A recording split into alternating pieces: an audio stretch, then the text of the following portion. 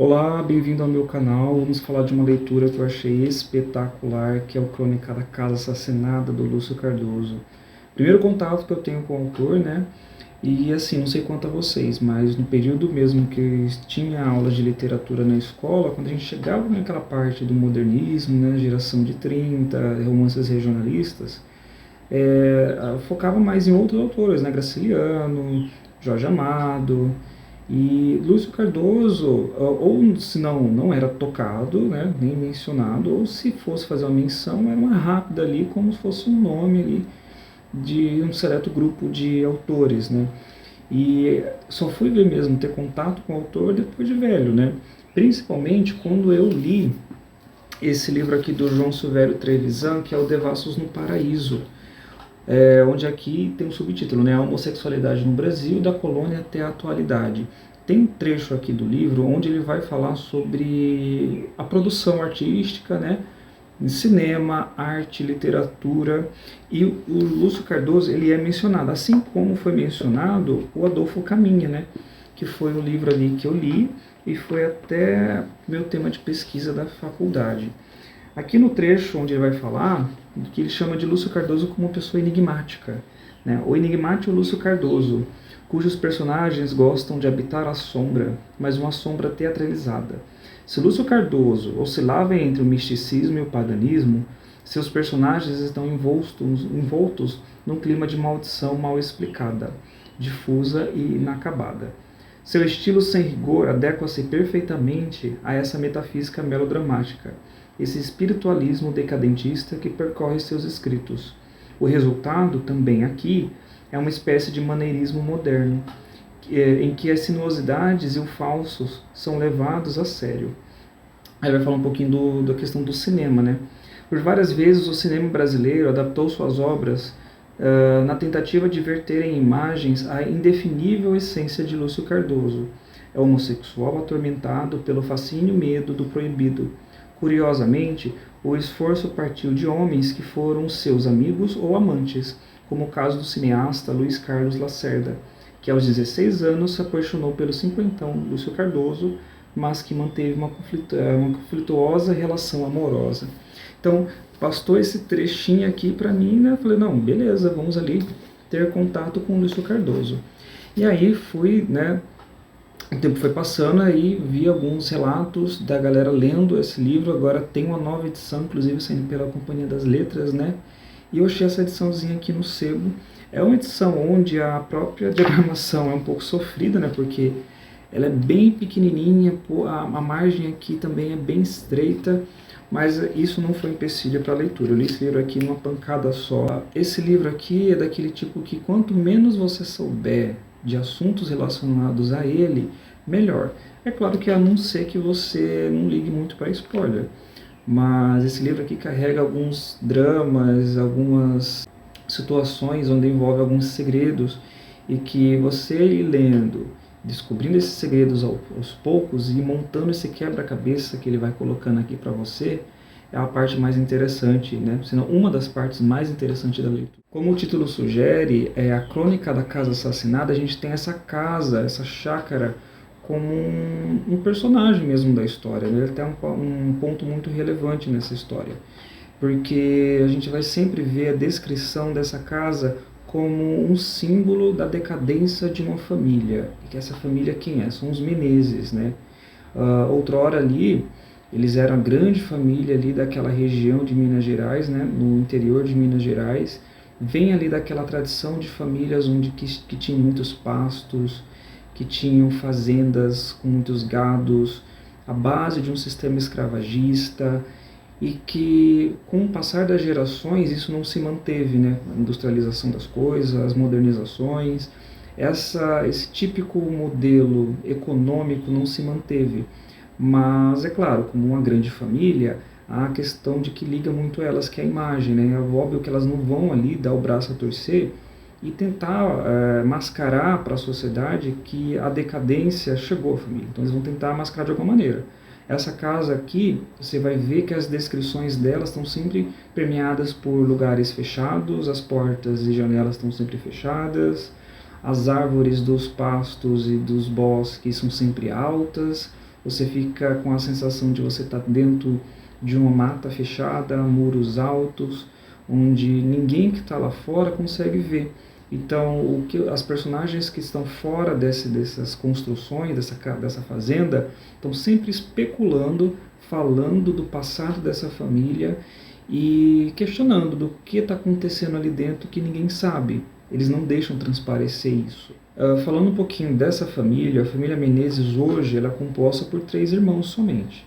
Né? O mais velho é o Demétrio, ele é casado com a Ana, eles não têm filhos nem nada, é um casamento, digamos assim, eu não digo que é de fachada, mas é um casamento que é como do irmão mais velho, que teria sido montado para dar sequência à linha de sucessão ali dessa família, mas que no final é um casamento extremamente frio, né? Na sequência, a gente tem o Timóteo, que é o personagem mais interessante dentre esses 3 irmãos, que eu vou falar mais um pouquinho mais para frente. E tem o Valdo. O Valdo, ele, digamos assim, ele é o irmão que trouxe essa novidade para casa. E essa novidade tem nome, é Nina. Né? Em uma das passagens que ele faz para o Rio de Janeiro, ele conhece a Nina, né? essa moça que gostava de frequentar grandes centros, e que o Valdo fala para ela que ele tem uma grande fazenda, tem bastante dinheiro, uma pessoa, né, boa questão financeira, e isso daí cresce os olhos da Nina, né? E ela tem ali uma família bem complexa, passa por algumas, digamos assim, passaram por algumas necessidades, né, depois que o pai dela faleceu, e ela vê nessa grande possibilidade de estar com o Valdo até um possível, como ela relata ali, o acolhimento de uma família que ela nunca teve. Então ela vai para Minas Gerais, né? E assim, quando ela chega lá, além de ser essa novidade dentro dessa casa, ela percebe que aos poucos ela não é bem-vinda ali dentro, né? E aí você percebe o quê? Que essas grandes famílias, elas conservam ali entre elas certos segredos, tudo para manter a imagem. Né? E como Nina é esse algo novo que vai quebrar aquela monotonia que há ali dentro, isso acaba não sendo bem-vindo para eles. Tanto que quando ela chega lá, né, ela é recepcionada por todos e eles se sentam ali à mesa para comer alguma coisa, e ali acontece uma discussão entre Demétrio e Valdo, né, e o Demétrio fala aqui na página 40, ele comenta: não vê, pois olha, você sabe muito bem o que representamos. Uma família arruinada do sul de Minas, que não tem mais gado em seus pastos, que vivem em alugar esses pastos quando eles não estão secos, e não produz nada, absolutamente nada, para substituir rendas que se esgotaram muito. Nossa única oportunidade é esperarmos desaparecer quietamente sobre esse teto, a menos que uma alma generosa, e ele olhou para Nina, né, venha em nosso auxílio.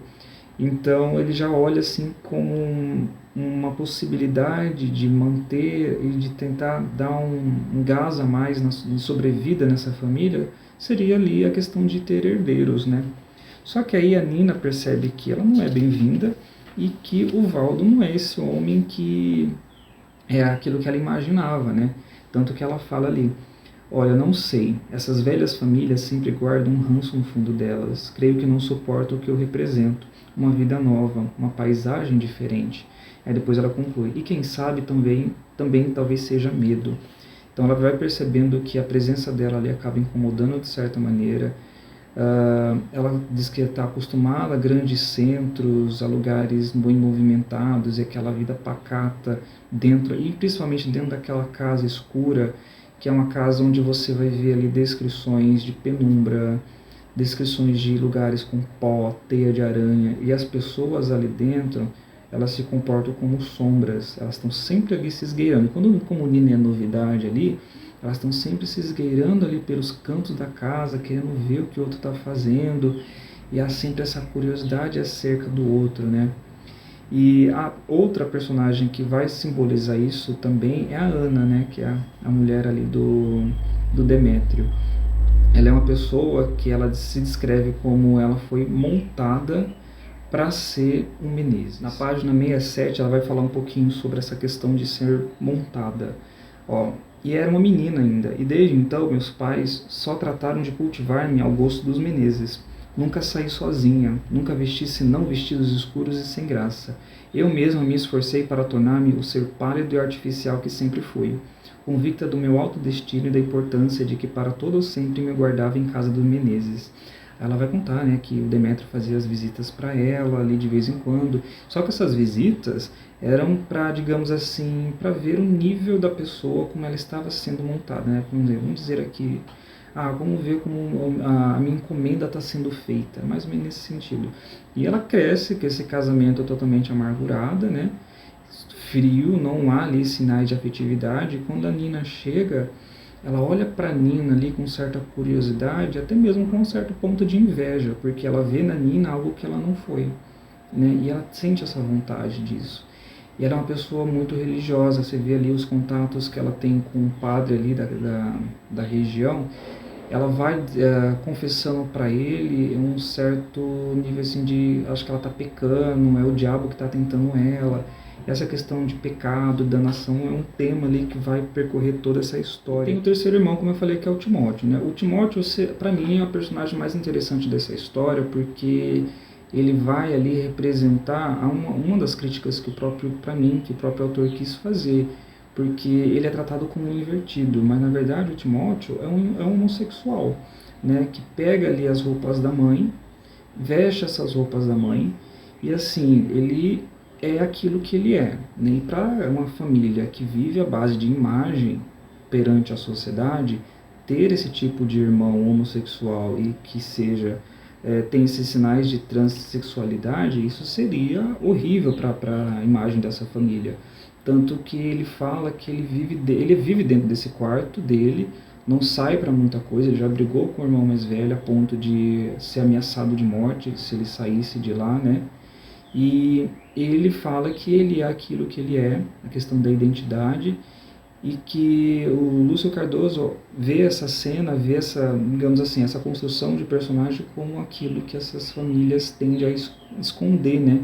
Vou colocar ali os seus podres para debaixo do tapete para que a imagem da família certinha seja sempre a colocada em primeiro plano. Tanto que ali, logo na página 35, ele chama a Beth, que é a governante da família, a governanta ali da casa, para conversar. Aí o Timóteo fala: houve tempo em que achei que devia seguir o caminho de todo mundo. Era criminoso, era insensato seguir uma lei própria. A lei era um domínio comum a que não podíamos nos subtrair. Apertava-me em gravatas, exercitava-me em conversas banais, imaginava-me igual aos outros, até um dia em que senti que não me era possível continuar, porque seguir leis comuns se eu não era comum, porque fingir-me igual aos outros se era totalmente diferente. Beth, não vejo em mim, nas minhas roupas, senão uma alegoria. Quero erguer para os outros uma imagem da coragem que eu não tive. Passei-me tal-me como quero, ataviado e livre, mas ai de mim, é dentro de uma jaula que eu faço. Essa é a única liberdade que possuímos em integral, a de sermos monstros de nós mesmos. Essa frase é sensacional. Então, ele também, por ser essa pessoa de que não tem medo de colocar a cara aquilo que realmente é, ele encontra na Nina esse respiro de sobrevida que essa casa poderia ter. Eles tramam um plano ali, esse plano só você vai se dar conta do que é esse plano no final, né? Ele não é contado aqui pra gente em nenhum momento, mas no final aí você percebe aquilo que eles estavam querendo fazer. E ele então viram ali, tem a Beth também, né? Só que a Beth, a governanta, ela tá ali funcionando como uma ação ali entre um personagem, uma ligação, uma ponte entre um personagem e outro, não tem grande relevância, né? E ele com a Nina, eles fazem ali uma amizade, porque eles destoam um pouco do que aquela família estava representando naquele momento, né? Nessa rigidez, essa morbidez que os dois irmãos e a própria Ana passavam. Também fiquei pensando que, assim, ao vestir essa imagem as roupas da própria mãe, ele também mantém vivo a imagem de uma senhora que representa essa família escravagista. Tanto que os personagens negras da história não têm voz, a não ser uma que tem um nome, que é a Anastácia, que é a grande ali da cozinha, e a descrição dela, você vê ali como se fosse um fantasma, praticamente, que esgueira ali pelaquela casa e que vem trazer ali um passado escravagista, que essa família foi moldada e que ainda ela está ligada a isso. Por mais que a modernização tenha chegado, né, nessa região, ela ainda está enraizada nesse passado. Como tema desse livro aqui, o que a gente pode, além de ter essa crítica a essas famílias ali daquela região, até porque esse livro aqui ele foi escrito em 1950, aliás, foi publicado em 1959, né? Tem muita coisa aqui que fala sobre religião, Deus, pecado, danação. Tem o André, que é o filho do Valdo com a Nina, e ele é uma personagem que vai trazer esse tipo de dúvida, esse questionamento sobre pecado, sobre Deus. É uma personagem muito resignada. Nessa ediçãozinha aqui, tem um textinho bem curto, logo no começo do Valmir Ayala, onde ele fala sobre essa questão, né? Ó. Meu Deus, o que é a morte? É a primeira frase da Crônica da Casa Assassinada. Aí estão as duas premissas que são a constante de sua, digamos, filosofia de vida. Deus e a morte. Essa pergunta é posta na boca de André, e é a própria pergunta do gênero humano diante do que está se perdendo sem saber porquê, sem entender com que finalidade. Então ele vai falar muito sobre essa questão de danação, de Deus, né? As personagens aqui elas vão fazer coisas erradas, o julgamento aqui é uma coisa que até o próprio leitor, né? Você vai acompanhando essas personagens, as ações que elas vão tomando, você vai tomar julgamento delas, depois vai mudar um pouco a perspectiva, algumas páginas mais para frente você já vai mudar também. E por que isso? A estrutura desse texto, desse livro aqui, é toda em primeira pessoa. A gente vai ter diários, a gente vai ter entradas, depoimentos, a gente vai ter relatos da própria família, né, das pessoas ali que frequentam aquela casa, como a governanta, e das pessoas de fora também, como o farmacêutico, o médico, o padre. Então, essas pessoas vão relatando ali o que está acontecendo dentro daquela família, e não em ordem cronológica, né? Ele vai fazer aqui um quebra-cabeça, aí o leitor vai pegar esses textos, esses relatos, e vai montando na cabeça a ordem cronológica dos fatos. E aí, aos poucos, cada parte ali ele vai tomando um julgamento diferente. Ninguém ali é bom o tempo todo, ninguém ali é mal o tempo todo, vai dependendo das ações. E assim, a Nina aqui dentro, gente, ela é um personagem muito interessante, um personagem muito relevante. Quando eu fechei esse livro aqui, eu fiquei pensando, gente, o que foi que eu vi, né? O que foi que eu li dessa mulher? Pra mim, tá bem mais aquém, tá bem mais acima de uma Anna Karenina, de uma Madame Bovary, por exemplo. E a descrição que fazem dela aqui me lembrou muito também o Som e a Fúria, onde aqueles irmãos vão montando a imagem daquela irmã, só que a irmã não tem voz. A diferença é que aqui a Nina ela fala dela mesma também. Só que no Som e a Fúria, os irmãos vão montando ali a imagem daquela irmã, e você vai montando a imagem da irmã através dos relatos dele, né? E aqui não, a galera vai montando também a imagem da Nina, e ela também vai colocar a sua própria visão de mundo aqui dentro também. É muito bom esse livro. Então, aqui em casa, além do texto que eu tenho aqui, né, do livro do João Silvério Trevisan, eu tenho aqui a História Concisa da Literatura Brasileira, do Alfredo Bozzi. Ele vai falar um pouquinho do que ele encontra em Lúcio Cardoso. Inclusive, ele vai fazer também um paralelo com o Morro dos Ventos Uivantes, da Emily Brontë. Essa casa, essa penumbra gótica, meio que fantasmas de gente viva, né? Lúcio Cardoso revelava pendor para a criação de atmosferas de pesadelo. Lúcio Cardoso e Cornélio Pena foram talvez os únicos narradores brasileiros da década de 30 capazes de aproveitar sugestões do surrealismo sem perder de vista a paisagem moral da província que entra como clima nos seus romances. A decadência das velhas fazendas e a modorra dos burgos interiorianos compõem atmosferas imóveis, pesadas, onde se moverão aquelas suas criaturas insólidas, oprimidas por angústias e fixações que o destino afinal consumará em atos imediatamente gratuitos, mas sem necessários dentro da lógica poética da trama. Lúcio Cardoso não é um memorialista, mas um inventor de totalidades existenciais. Essa frase eu achei o máximo. Mas, por fim, ele conclui. Refina-se na crônica o processo de caracterização. Em vez de referências diretas, são as cartas, os diários e as confissões das pessoas que conheceram a protagonista e dela própria, que vão entrar como partes estruturais do livro. A tragédia de um ser passa a refletir-se no coro das testemunhas, e estas percorrem as várias gamas de reações. que vai da febre amorosa ao ódio, e deste à indiferença ou ao juízo convencional. O caso psicanalítico sai, portanto, do beco da autoanálise e assume dimensões familiares e grupais. Então, eu parto dessa ideia mesmo de que há um quê de existencialismo aqui, pesadelo, e até mesmo no modo que ele escreve esse livro, né? Você vê aqui na descrição, por exemplo, da Ana, ela vai falando ali de uma maneira, ele pesa ali um pouquinho na questão da escrita, uma escrita mais rebuscada, um dramalhão ali, de modo a colocar uma lupa ali naquele sofrimento daquela pessoa. Isso até no modo de narrar, isso a gente acaba percebendo. Gente, eu não vou falar mais nada do livro, fica aqui a forte indicação, até porque ele começa de uma maneira assim, que vai dar uma voadora no seu peito, pelo tema que ele vai colocar logo no primeiro capítulo.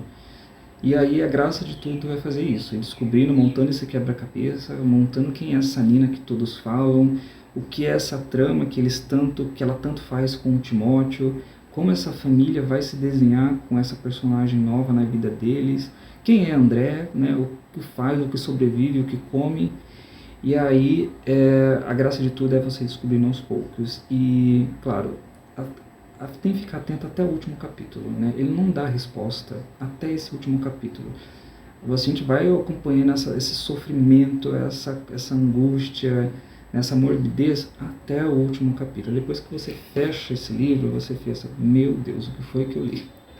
Fica a dica aqui de uma dica forte desse livro, né? Graças agora à Companhia das Letras, a gente tem uma nova edição que eu acredito que deve ter textos de apoio também, que também vai elucidar um pouquinho a nossa interpretação desse livro. E esse livro aqui é daqueles que a cada releitura a gente vai descobrir coisas novas dependendo da nossa bagagem. É sempre convidativo, né? Vai ser um livro convidativo a releituras. Fica a dica fortemente desse livro.